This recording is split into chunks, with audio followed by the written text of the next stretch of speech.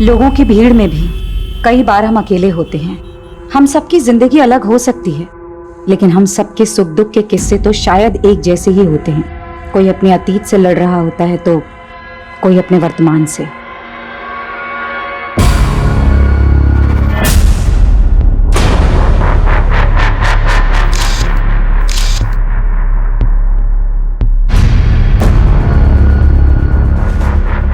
कहने को जिंदगी पल भर में नहीं बदलती, लेकिन कई बार जिंदगी का एक पल सब कुछ बदल देता है। विक्रम जी अंदर? हाँ जी अंदर है। ओके।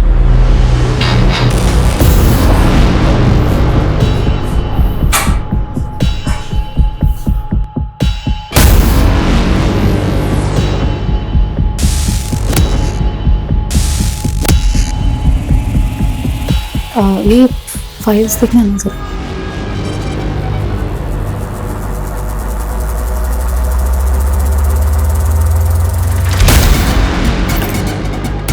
अरे आर यू ऑल राइट?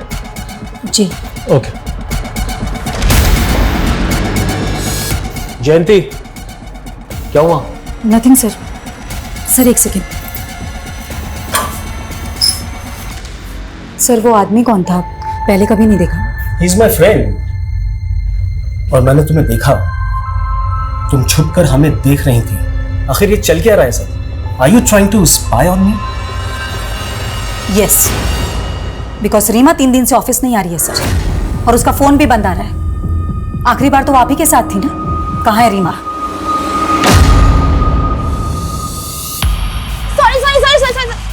अरे क्या अर्पिता इतना लेट? चल जल्दी कर, मूवी जाने के लिए लेट हो रहे हैं, जल्दी कर। मूवी? हाँ मूवी जाएंगे तो बहुत लेट हो जाएगा। मम्मा को क्या बहाना दूंगी? आज ट्यूसडे है ना, मंदिर का बोल दे। हाँ अर्पिता, मैं बस 15-20 मिनट में घर पहुंच रही हूँ बेटा, ठीक है? माँ, मैं कोचिंग से घर नहीं आ रही हूँ। वो हाईवे वाला मंदिर है ना, वहाँ जा रही हूँ अपने फ्रेंड्स के साथ। अरे इतनी दूर जाने की क्या जरूरत थी? माँ, एग्जाम के लिए मन्नत मांगी थी। मुझे बता देती ना बेटा, मैं साथ चल देती। माँ, मन्नत बताने से पूरी थोड़ी होती है। ठीक है, संभाल के आना। भैया हाईवे वाले मंदिर पे चलो। Number of calls is currently not reachable. Please try again later. Thank you. ये लड़की ना,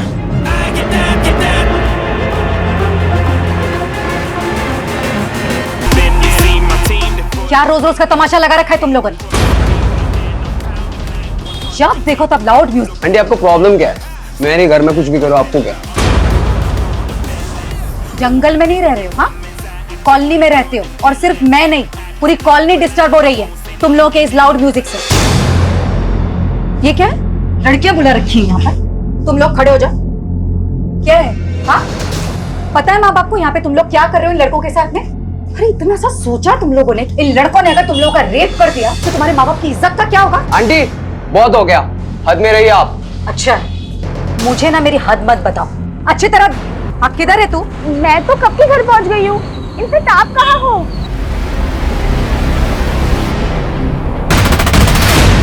तो तू अब मुझसे खुलेआम झूठ बोलने लगी है। गई थी मैं तेरे कोचिंग सेंटर, वहां से पता चला कि तेरा एक लड़के के साथ चक्कर चल रहा है। ओह, तो अब आप मेरी जासूसी करने लगी? ज्यादा बकवास मत कर अर्पिता। एक तो झूठ बोलती है, ऊपर से मुझ पर इल्जाम लगा रही है। हाँ बोला झूठ, क्योंकि आप मुझे मेरी लाइफ जीने ही नहीं देती हो। हर बार पढ़ो पढ़ो पढ़ो, लेकिन अब इस उम्र में मैं अपने फ्रेंड्स के साथ घूमने नहीं जाऊंगी तो कब जाओगी? हाँ अर्पिता, लेकिन तू एक लड़के के साथ अकेली बाहर गई थी कि नहीं? बोल। हाँ गई थी, तो इसमें बुराई क्या है? बॉयफ्रेंड है वो मेरा, और ज्यादा रोक टोक की ना तो दुनिया ठीक से देखी नहीं तूने। अर्पिता, मैं जानती हूँ कि नाला तुम्हें बड़ा किया तुझे, और आज तू शर्म नहीं आती तुझे? नहीं आती शर्म, क्योंकि बचपन से लेकर आज तक मैं बस आपकी पाबंदियां ही सहती आई हूँ, लेकिन अब और नहीं, ठीक है? अर्पिता, अर्पिता!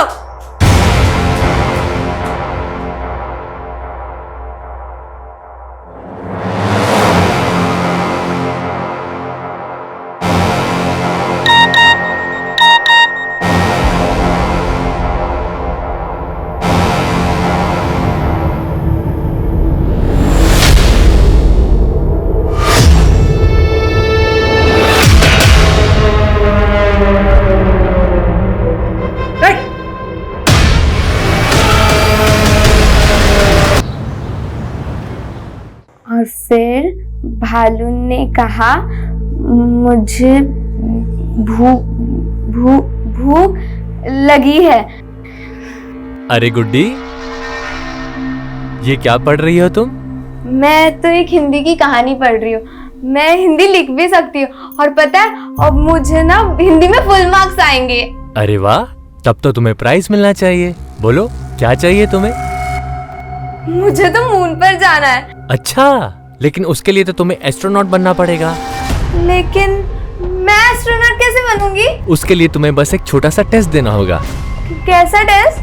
देखो, मैं तुम्हारी बॉडी को चेक करूंगा और जिसकी बॉडी में 5 तिल होते हैं ना, वो एस्ट्रोनॉट बन सकता है। तो चलो अपने तिल दिखाओ।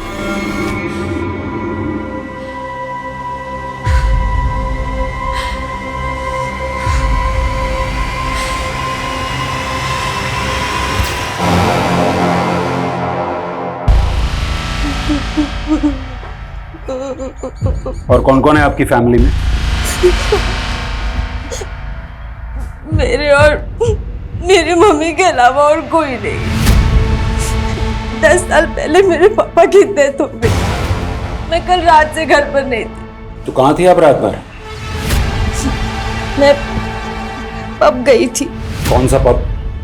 Christo pub. लेकिन शहर के सारे पब तो 1:30 बजे बंद हो जाते हैं। उसके बाद आप सुबह तक कहाँ थी?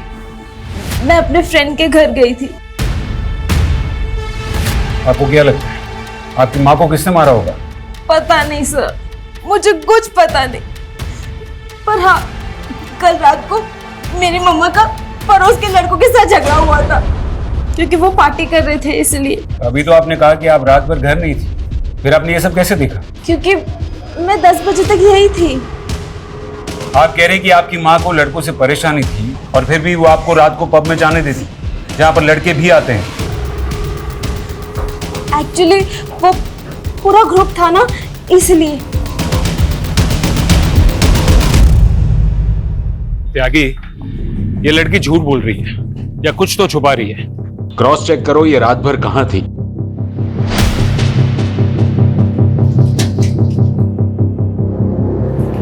ये दोनों कहाँ हैं? पता नहीं सर, बहुत ही बिगड़े हुए लड़के हैं, दिन रात पार्टी करते थे। जयंती ने तो उनके मकान मालिक से भी शिकायत की थी कि वो घर खाली करा दे। त्यागी, वो मकान मालिक से इन लड़कों का नंबर निकालो। सर, घर में कहीं भी जयंती का फोन नहीं मिला, लेकिन ये लैपटॉप बैग मिला है। अर्पिता, तुम्हारी माँ का फोन कहाँ है? मुझे इस बारे में कुछ नहीं पता। कविता, तो क्या खूनी ने जानबूझकर जयंती का फोन गायब किया? इसका मतलब है फोन में जरूर कुछ ना कुछ है जो हमें खूनी तक ले जा सकता है।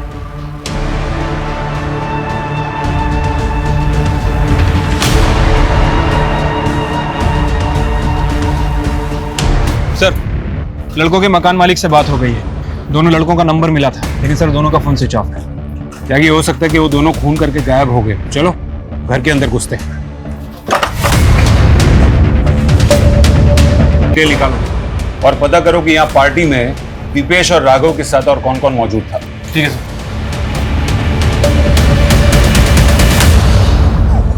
गुड्डी, सो रही है बेटा? क्या हुआ?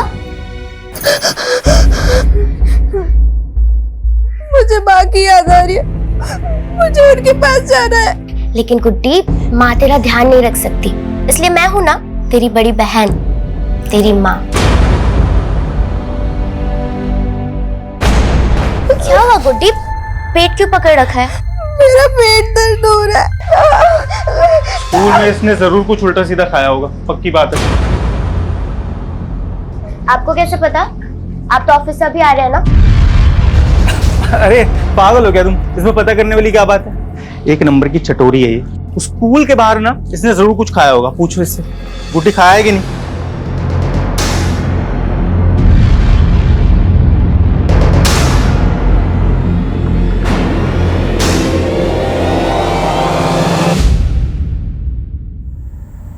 ये देखिए सर, ये दोनों पब में 11 बजे एंट्री करते हैं और 1:30 बजे वहां से बाहर निकलते हैं। ये लड़की तो नशे में धुत है, ठीक से चल भी नहीं पा रही। Right sir. और जयंती के बारे में अभी तक हमें जो भी इंफॉर्मेशन मिली है उससे तो यही लगता है कि जयंती नियम कायदे की काफी स्ट्रिक्ट औरत थी और उसकी बेटी इस हाल में। और वो पड़ोस वाले लड़के दीपेश और राघव, उनकी क्या रिपोर्ट है? सर उनका फोन आखिरी बार गुरुग्राम में बंद हुआ था। वैसे वो रहने वाले भोपाल के हैं, दिल्ली में पढ़ाई करते हैं। मैंने भोपाल पुलिस को भी इन्फॉर्म कर दिया है। और सर वो अर्पिता के बॉयफ्रेंड। उसने पहली बार ड्रिंक की थी उस रात। पहली बार? ये तू कैसे जानता है? वो सर, अर्पिता मेरी 2 साल से दोस्त है, उसने आज से पहले कभी भी ड्रिंक नहीं किया। जी सर, वो थोड़ा अपसेट थी। किस बात को लेकर? सर वो तो मुझे नहीं पता, लेकिन वो बहुत गिल्ट महसूस कर रही थी कि वो उस हालत में घर जाकर अपनी माँ को फेस कैसे करेगी। इसलिए वो पूरी रात मेरे साथ मेरे घर पर ही थी। सुबह होते ही वो चली गई। आप चाहें तो आप चेक कर सकते हैं। वो तो हम चेक कर ही लेंगे। और सुन, बिना परमिशन के शहर से बाहर नहीं जाना। चल।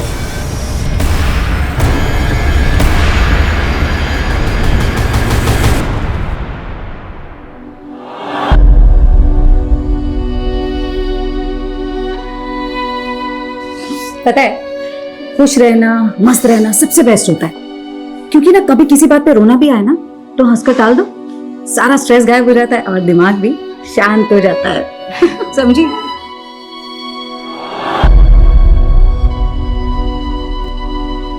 सर जयंती का फोन रात 10:30 बजे बंद हुआ था, वो भी उसके घर वाले एरिया में।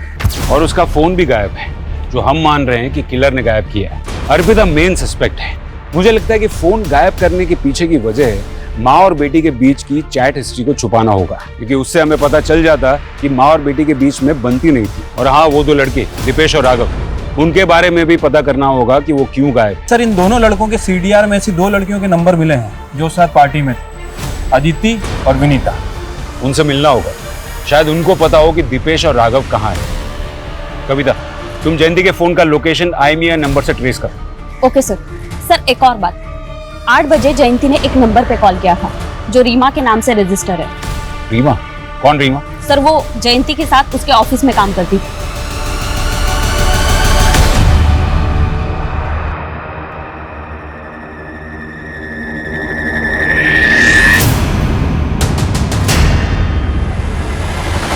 क्या है?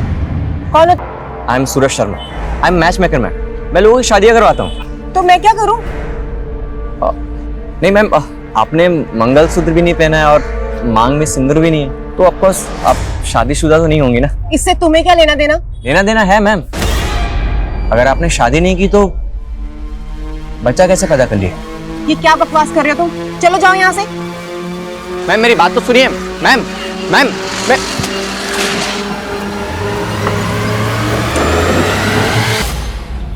दीदी, ये पेट से क्या होता है?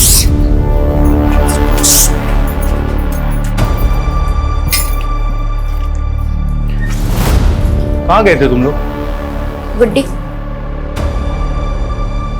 क्या हो गया इसको? डॉक्टर के पास गए। गुड्डी 4 महीने प्रेग्नेंट है। क्या? इतने नादान क्या बन रहे हो? तुम्हें नहीं मालूम इस घर में तुम ही एक मोटे आदमी हो।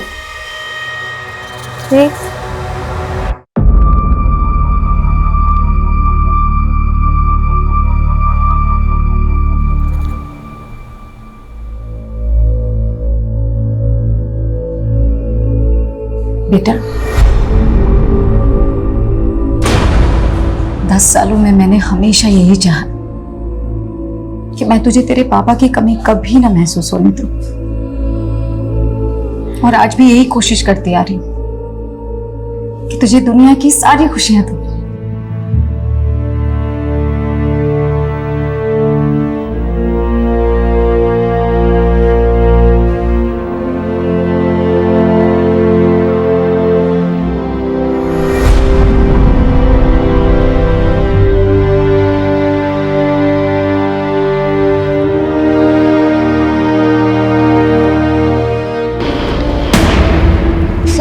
राघव और दीपेश के बारे में कुछ नहीं जानते हैं। अच्छा, कुछ नहीं जानते थे, फिर भी उनके साथ पार्टी कर रहे थे? नहीं सर, हमारा मतलब है कि हमें उस मर्डर केस के बारे में कुछ नहीं मालूम है।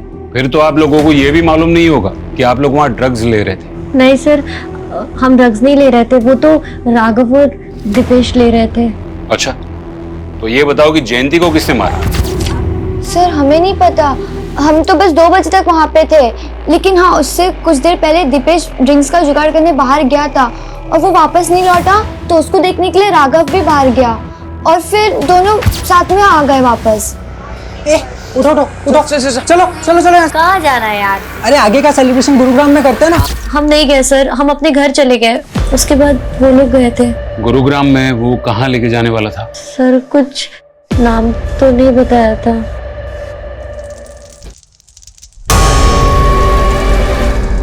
जयंती के बारे में सुनकर मुझे भी शौक लगा। बहुत ही नेक औरत थी। जयंती का ऑफिस में किसी से कोई इशू चल रहा था? I don't know. रीमा और आप? जी। जयंती ने हत्या के पहले करीब 8 बजे आपको कॉल किया था, क्या बात हुई थी?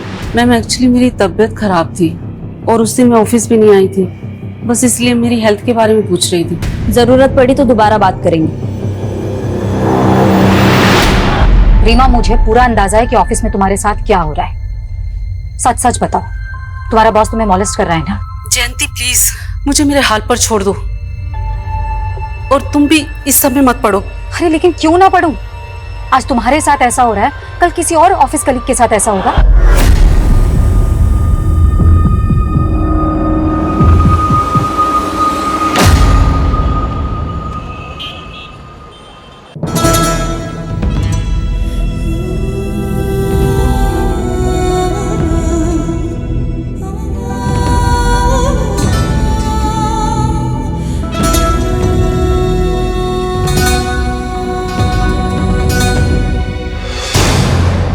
और तुम ज्यादा भोले मत बनो।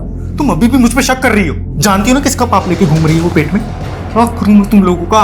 अबॉर्शन तो मैं भी करवाना चाहती थी ना अरविंद। अब डॉक्टर ने मना कर दिया तो मैं अपनी बहन को मार तो नहीं सकती ना।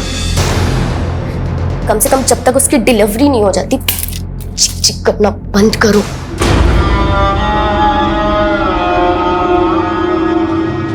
इसका मतलब है मर्डर के काफी पहले उसका फोन बंद हुआ था या फिर गायब हुआ था। दीपेश और राघव के दोस्तों के स्टेटमेंट के हिसाब से दीपेश और राघव रात को 2 बजे बाहर से अंदर आए थे और सबको जाने के लिए कहा था। क्या वो दोनों ही खून करके आए थे? और सर दूसरी तरफ अर्पिता और लकी भी 1:30 बजे के करीब पब से निकल गए थे। शायद उन्होंने जयंती को मारा और फिर वो दोनों लकी के घर चले गए। सर आपको लगता है कि जिस हालत में वो पब से निकले इस तरह से मर्डर कर सकते हैं? यागी, मुजरिम अगर शातिर होना तो हम वही देखेंगे जो वो हमें दिखाना चाहता है। अर्पिता का यूं पब से लड़खड़ाते हुए निकलना, ये पूरा का पूरा ड्रामा लकी और अर्पिता का हो सकता है ताकि उन पर किसी को शक न जाए। कविता, जयंती के घर से हमें लैपटॉप बैग मिला था, उसमें से कुछ मिला? हाँ सर, एक डायरी मिली है। लगता है जयंती अक्सर उसमें लिखा करती थी।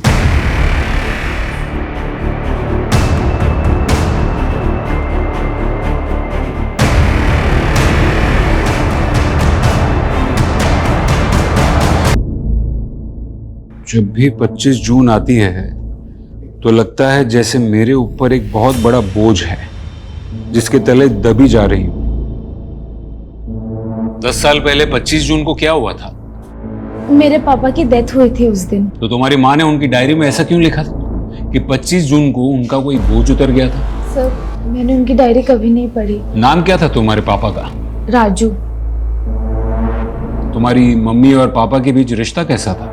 वैसे तो वो दोनों एक दूसरे से बहुत प्यार करते थे सर, लेकिन उनके बीच हमेशा झगड़ा होता रहता था। किस बात को लेकर?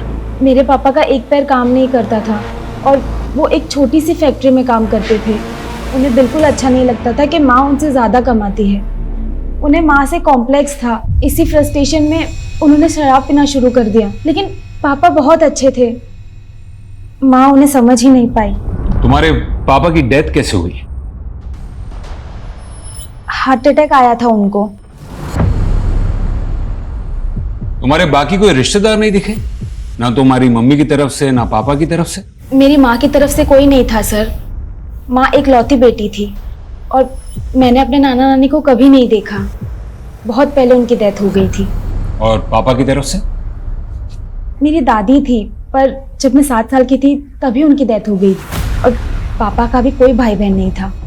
सर मुझे तो लग रहा है ये अर्पिता कोई भी बात सही से नहीं बता रही। शायद वो चाहती ही नहीं कि उसके रिश्तेदार सामने आए और वो उन दोनों माँ बेटी के खराब रिश्तों के बारे में बता के उस पर शक जताए। कविता, अगर उसके माँ बाप के कोई रिश्तेदार हैं भी तो उनका तो पता लग ही जाएगा। जयंती के सीडीआर रिपोर्ट में मौजूद हर एक नंबर की डिटेल निकालो।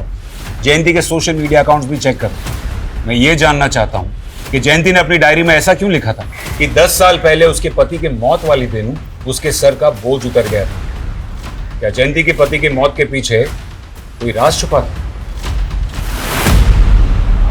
राजू छोड़ो मुझे, छोड़ो मुझे राजू, राजू। अर्पिता, अर्पिता, तेरे पापा को अटैक आया, मैं डॉक्टर को लेके आती हूँ। हाँ, तू ध्यान रखना। सर, राघव के एक दोस्त से पता चला है कि राघव और दीपेश गुरुग्राम के एक घर में है।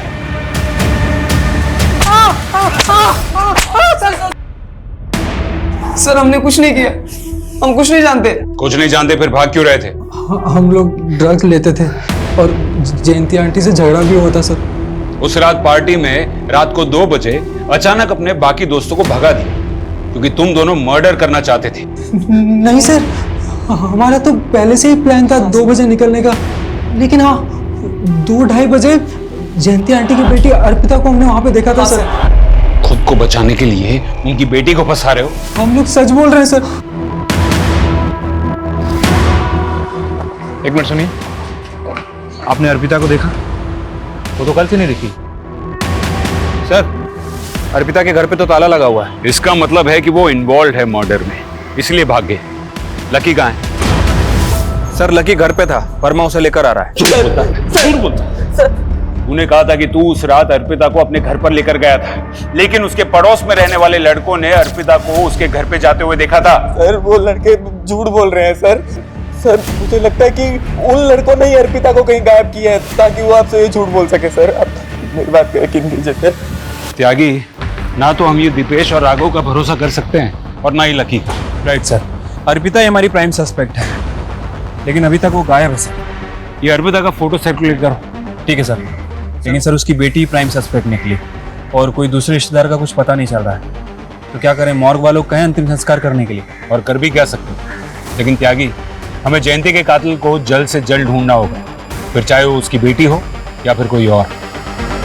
मैं बेटी हूँ, बीवी हूँ, बहू हूँ, माँ हूँ, लेकिन सबसे पहले मैं क्या थी और सबसे आखिर में मैं कौन हूँ? मैं सिर्फ औरत हूँ। औरत होना मेरा स्वाभिमान है, और जब जब मेरे स्वाभिमान को ठेस लगी है मैंने खुद को संभाला है, क्योंकि मैं सहनशील भी हूं। सर, जयंती का सोशल मीडिया अकाउंट चेक कर रहा था। ये देखिए, एक अकाउंट मिला है। अरविंद सिंह। सर जयंती इस अकाउंट को काफी फॉलो करती थी, इनफैक्ट इसके बहुत सारे पोस्ट को लाइक भी किया है। ये देखिए, मुझे लगता है कि इसका और जयंती का कोई कनेक्शन है। आगरा का ही रहने वाला है। बेचारी गुड्डी। गुड्डी? जी हम जयंती को प्यार से गुड्डी बुलाते थे। क्या आप बता सकते हैं कि जयंती की बेटी अर्पिता कहाँ हो सकती है? ये आप क्या कह रहे हैं? जयंती की बेटी भी है? मतलब आप नहीं जानते? देखिए, दरअसल मैंने और सुजाता ने गुड्डी की शादी के बाद से उससे दूरी बना ली थी। कौन सुजाता? जी गुड्डी की बड़ी बहन, मेरी स्वर्गवासी पत्नी, उनका नाम सुजाता था। अरविंद जी, ऐसी क्या वजह थी जो आप लोगों ने जयंती से रिश्ता तोड़ दिया? उसका दुर्भाग्य, उसका अतीत। 12 साल की मासूम थी जब उसके साथ बलात्कार हुआ। 12 साल की उम्र में बलात्कार? कौन था वो? थी गुड्डी 4 महीने से पेट से हो चुकी थी, अबॉर्शन नहीं करा सकती थी वो। आप दोनों ने उन 2 लड़कों के खिलाफ कोई पुलिस कार्रवाई भी नहीं की? उन दोनों के अब्बू बहुत ताकतवर लोग थे साहब। मैं और सुजाता अगले दिन उसके अब्बू के पास गए उसकी शिकायत लेकिन अगले ही दिन वो दोनों गुंडे हमारे घर में घुस पड़े। वो अंजाम होगा तुम लोग का जो तुम लोग सपनों में भी नहीं सोच सकते। रातों रात हम घर छोड़ के भागे और एक दूसरे शहर में किराए के मकान पे रहने लगे वहीं। लेकिन क्या मालूम सर, उसकी जिंदगी पे उसका अतीत भारी पड़ गया। मतलब आप ये कहना चाह रहे हैं कि उन्हीं 2 लड़कों ने जयंती का खून किया है जिन्होंने बचपन में उसका रेप किया था? रिजवान शेख नाम है उसका, दिल्ली में मशाल पार्टी का नेता है। और वो दूसरा है ना, परवेज अंसारी नाम है उसका।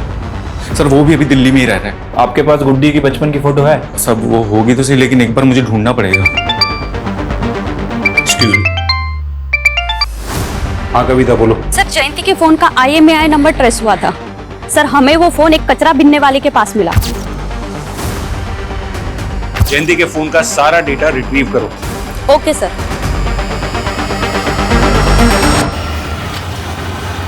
सर ये रिजवान शेख पॉलिटिकल लीडर है और Parvez Ansari income tax department में deputy director. Are you all right? Sir मान लेते हैं कि इन दोनों में से किसी ने कुछ किया है, तो फिर ये अर्पिता क्यों गायब है? सर ये बात सच है कि मैं अपनी बीवी को कभी कभी मारता था, पर मैंने जयंती का खून नहीं किया सर। हाँ, जयंती का फोन मुझे मिला था, पर अगले दिन मुझे जैसे ही पता चला कि उसका मर्डर हो गया है, मैंने उसका फोन डस्टबिन में फेंक दिया था सर। ये टेढ़ी खीर है, आसानी से नहीं उगलेगा, तोड़ो इसको। ओके ठीक है। सर एक अजीब बात पता चली है, परवेज अंसारी जयंती के बॉस का भी दोस्त है। सर परवेज अंसारी को मैं सिर्फ 10 साल से जानता हूं और आप मुझसे 28 साल पहले की बात कर रहे हैं। 28? इसको जानते हैं? नो। चलो इसको नहीं जानते हैं, परवेज अंसारी को तो जानते हैं ना। इसका मतलब आप रिजवान शेख को भी जानते होंगे। सर बड़े नेता है, मैं क्या सभी जानते हैं। हाँ, परवेज ने एक बार बताया था कि वो उनके बचपन का दोस्त है। और आप उन दोनों के दोस्त, इसका यह मतलब है कि जयंती के मर्डर में उन दोनों के साथ आप भी इन्वॉल्व हैं। सर क्या कुछ का कुछ बोलते चले जा रहे हैं, कोई सबूत है आपके पास? जल्दी दिखा देंगे। कौन है ये? आपके मुरादाबाद की है, गुड्डी उर्फ जयंती। इसके जीजा जी का कहना है कि 28 साल पहले आपने इसका रेप किया था। इंस्पेक्टर, क्या तू जानता नहीं एक ईमानदार नेता के छवि पे दाग लगाने का हर्ज क्या होता है? 2 मिनट नहीं लगेंगे, सस्पेंड हो जाओगे। सर हम तो ईमानदारी से अपना काम कर रहे हैं, और वो कहते हैं ना कि भले ही देर लग जाए लेकिन सच की जीत जरूर होती है। जय हिंद। सर माना कि ये दोनों बहुत शातिर हैं, लेकिन कहीं ऐसा तो नहीं कि जयंती के मर्डर को हम 28 साल पुराने वाले केस से जोड़ के गलती कर रहे हैं?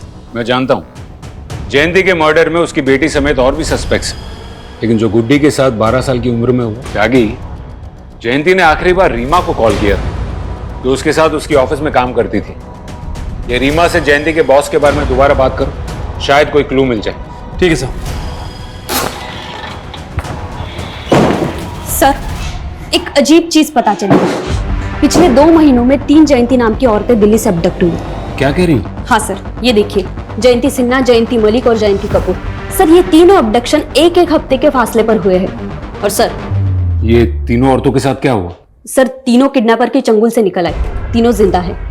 सर इन्होंने किडनैपर का एक स्केच भी बनवाया है, ये देखिए।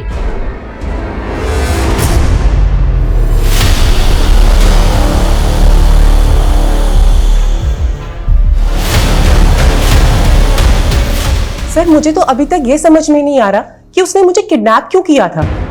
उसने मेरी फैमिली को फिरौती के लिए कोई कॉल भी नहीं किया और इसके बाद अचानक से उसने मुझे छोड़ दिया। तो उस दौरान उन लोगों ने आपके साथ किया क्या? क्या चूड़ियां दिखा रहा था? जी सर, छोटी बच्चियों की लाल चूड़ियां दिखा रहा था और बार बार बस यही पूछ रहा था कि क्या मैं उन लाल चूड़ियों को पहचानती हूँ। जयंती जी, वो आपको कहाँ लेके गया था? सर मैंने पुलिस को पहले भी बताया है, उसने मुझे आंखों पे पट्टी बांधकर किडनैप किया था और आंखों पे पट्टी बांधकर ही उसने मुझे जंगल में छोड़ दिया।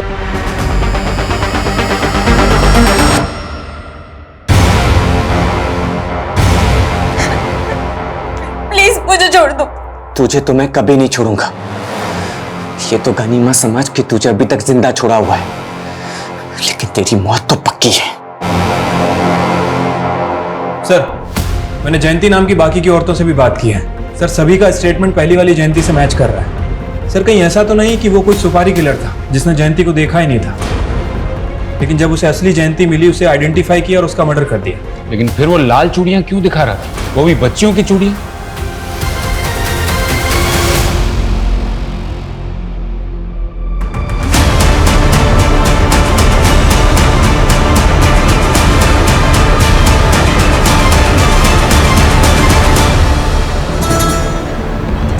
हाँ सर, बचपन में गुड्डी हमेशा लाल चूड़ियां पहना करती थी। उसे लाल चूड़ियां बहुत पसंद थी, लेकिन जब दानिश भाई के घर से हम निकले थे तो उसकी चूड़ियां वहीं छूट गई थी। कौन दानिश?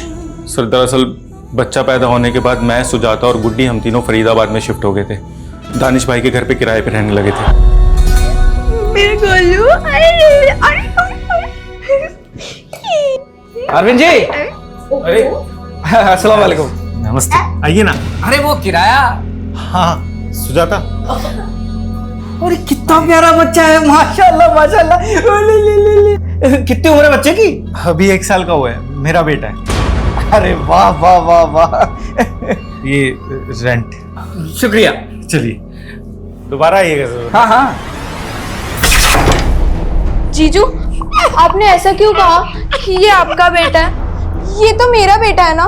गुड्डी, तुझे कितने बार समझाया ना कि तू बिना शादी किए माँ बनी है, और वो भी इतनी सी उम्र में। भूल से भी किसी को ये मत कहना कि ये तेरा बेटा है, समझी?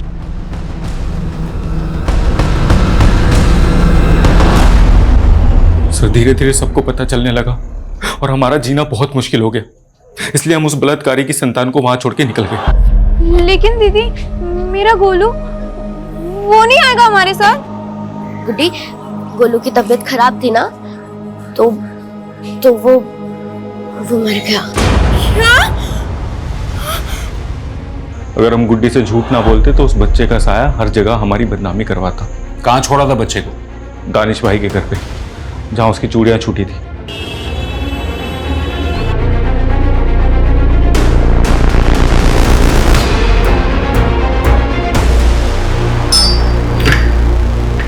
दानिश जी, आप? दिल्ली पुलिस।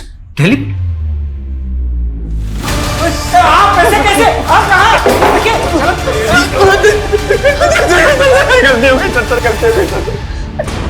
सर वो तो उस बच्चे को यहाँ छोड़ के चले गए थे, लेकिन मैंने करीम को अपने बेटे की तरह पाला है। मतलब कि करीम ही जयंती उर्फ गुड्डी का बेटा है?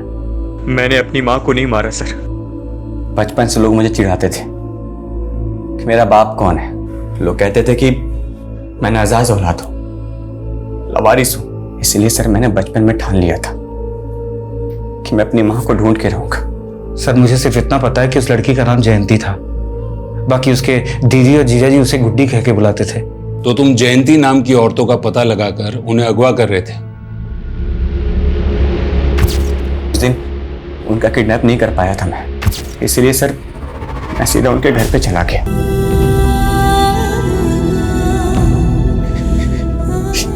ये आपकी चूड़ी दानिश अबू ने दी है।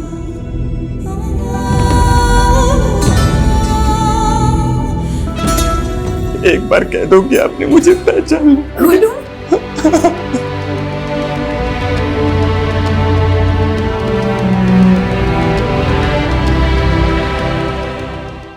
तो मारा क्यों? सर मैं क्यों मारूंगा, बल्कि उन्होंने तो मुझे अपना लिया था। हाँ बस मेरे असली बाप के बारे में उन्होंने कुछ भी नहीं बताया, लेकिन मुझे मेरी माँ मिल गई थी। ये खुशखबरी सुनाने के लिए मैं अपने अब्बू के पास जा ही रहा था कि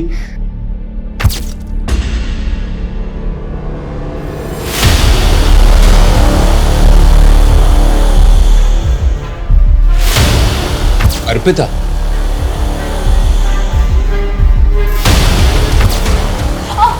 अर्पिता, अर्पिता, तू पी कर आ रही है? मुझसे क्या पूछते हो? आप जवाब दो। इतनी रात को उस लड़की के साथ क्या कर रही थी? फिर से थप्पड़ मारा, फिर से हाथ उठाया। पापा को भी ऐसे ही मारा था ना? वो एक एक्सीडेंट था अर्पिता। शराब के नशे में ना वो मुझे मारना चाहता था। झूठ बोल क्या तू? झूठ बोलती है, झूठ बोलती है औरत। लकी जानता था ना कि मर्डर तुमने किया है? हाँ सर, वो मुझसे प्यार करता था।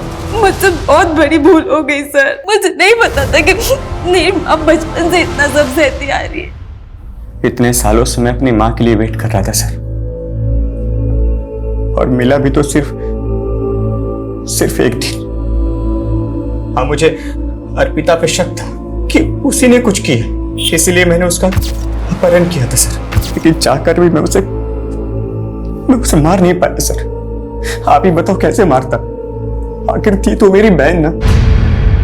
कैसे एक गुनाह कई जिंदगियों को दर्द और बदनसीबी से भर देता है। अगर 28 साल पहले गुड्डी को इंसाफ मिल चुका होता तो शायद आज हम उसके अंजाम को बदल सकते थे। त्यागी, ताज्जुब की बात तो ये है कि एक माँ अपने बेटे से 28 साल बाद मिलती है और उसकी बेटी को ऐसी गलतफहमी होती है कि उसने एक ही झटके में उसकी जान ले ली।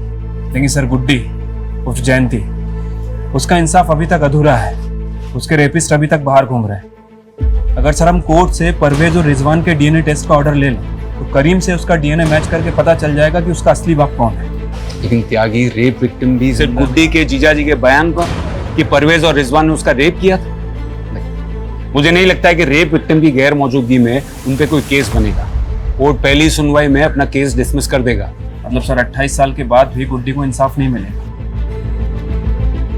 सर, रीमा ने नया बयान दिया है। रीमा का कहना है कि उसका बॉस विक्रम उसे मोलेस्ट करता था।